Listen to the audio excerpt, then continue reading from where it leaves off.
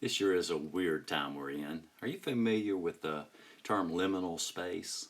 Liminal space is an inner state and sometimes an outer situation where we can begin to think and act in new ways. It's where we are betwixt and between, having left one room or stage of life, but not quite yet into the next stage.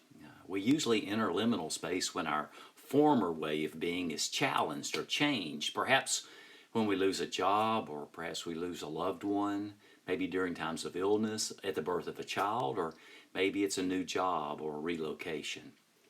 It can be a graced time, but it doesn't often feel that way to us like grace. It's such space we're kind of where we're uncertain and not in control. This global pandemic that we face now is an example of this immense collective liminal space.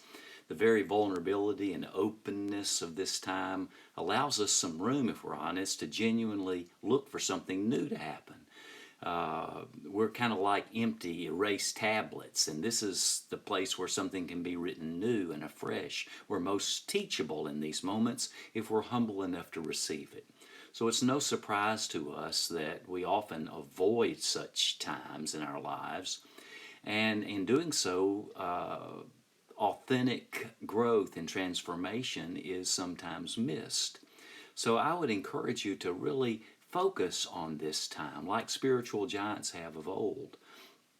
These can be times in which our lives can be changed, where we can hold on to these in-between experiences, if you will, and see more deeply, understand more fully.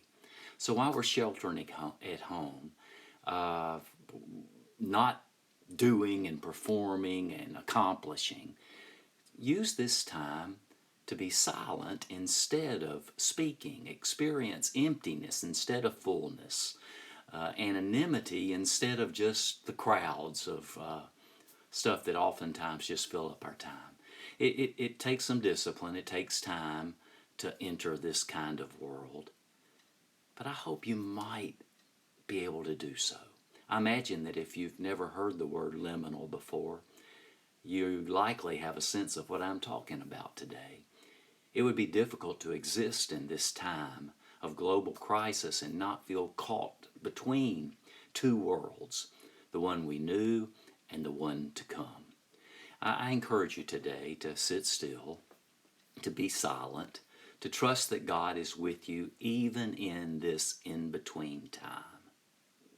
So until we meet again, stay safe, stay well, stay connected to God and to one another as you're able.